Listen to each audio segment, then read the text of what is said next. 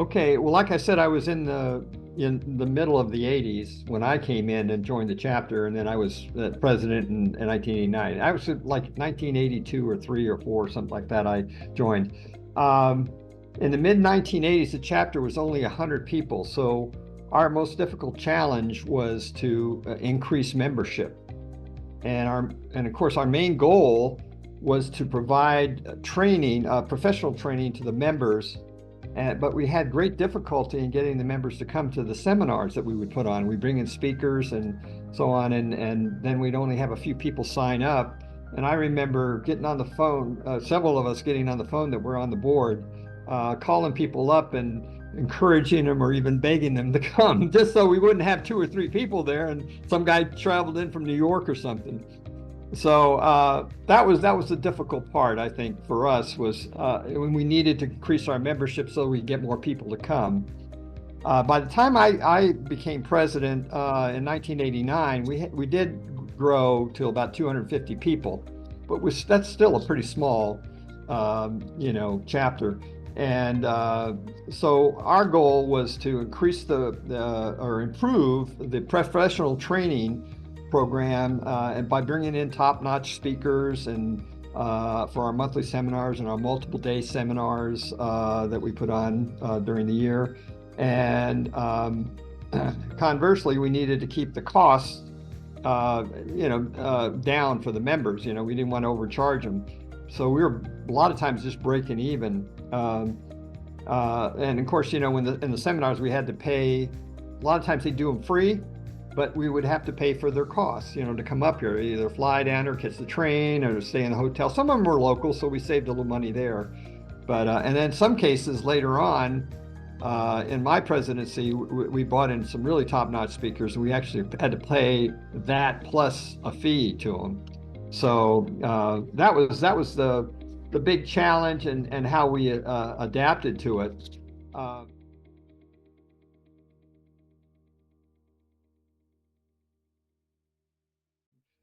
the one thing I think we accomplished, which we're really proud of, is we were able to double our membership. We went from 250 to 500.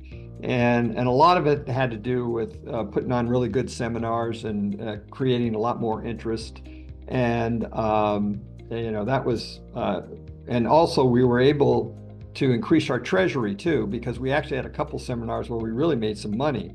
And so we actually left the chapter treasury. I think we had like, I don't know, a couple $100 at the beginning of the year, and then by the end of the year, when we turned it over to the next oncoming president, we had like I think 20,000 in there. So that was a big thing for us. We also had other areas that we worked in where we had a monthly newsletter where we put out a lot of information, and also we had people send in articles and so on. It's actually all part of training and education. And we also had a chapter directory that allowed people to see who was in the chapter and so on, and they could get in contact with them when they had questions. Basically being able to build up the Rolodex so that if they had questions, they could call somebody. And anyway, we ended up having, by the national office, they said that we were #1 for the monthly newsletter and #1 for the chapter directory of all the medium-sized chapters. We were considered medium-sized, I guess, right at 500.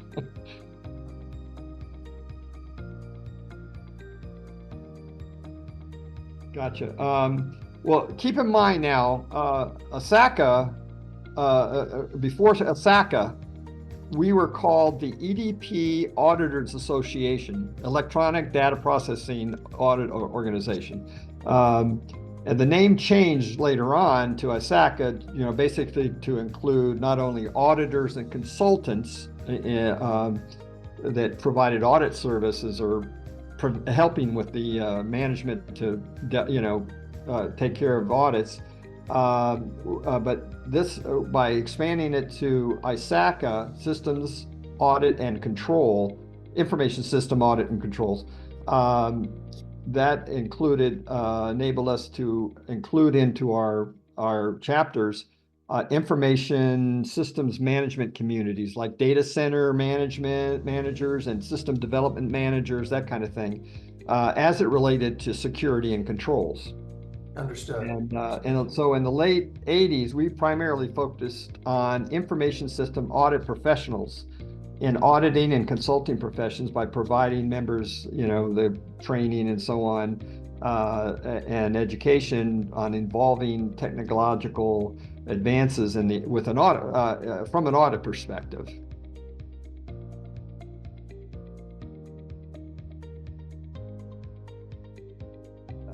We actually had an outreach program involved with reaching out to the various universities in the area.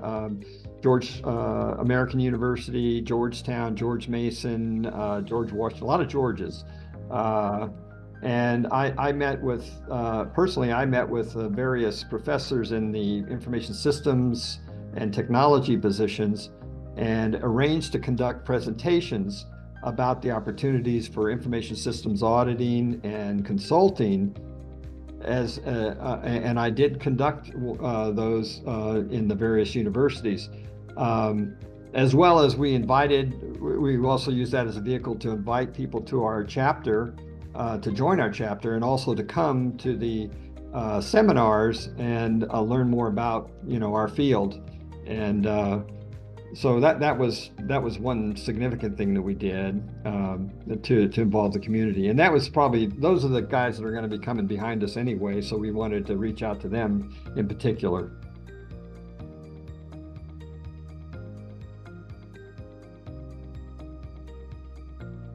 Let's see. Well, I was particularly proud of the training programs, which was really the basic to bring in top-notch speakers in a variety of technical areas, and I think that was a real key thing that was one of our main things in the chapter and that helped to attract a lot of people. We also made a lot of progress in the communication programs, as well as we had to the chapter members, which included our monthly newsletters and monthly directory. And also, I mentioned these things before, but we were, well, none of these things actually were, I didn't mention this before, I'm sorry. I do have to mention, though, that we were successful because of the hard work and support of our chapter officers, and we called them the representatives of various areas. Chapter representatives is what we called them. And I was lucky to have, really knowledgeable and dedicated people, and they just really, everybody chipped in, and we had like about 15 people that were supporting us. So that really made a difference.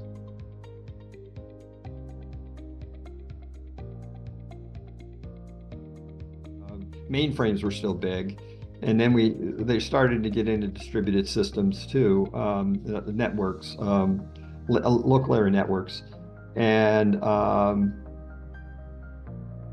there was, it was so early in the stage of changes at that time. They were starting to happen pretty quick, but I think early on in the 80s, we were really all mainframe based, and then it started getting out to local area networks, from what I remember. And again, that was one of the key things that we had to focus in on, is to make sure that we kept the chapter up on all of the new technology coming out, and how could we audit them successfully. And what we did was we also solicited technical orders from a lot of our membership who were doing some of these new things, and they would send them in, and we publish them in the monthly newsletter, which allowed everybody to read on them, and also they could follow up with questions. And we also had maintained a library of materials and videos and publications that were available to be loaned to the chapter members. And so that's kind of the way we try to handle all technology changes. But again, it was mainly through training and education is how we handled it.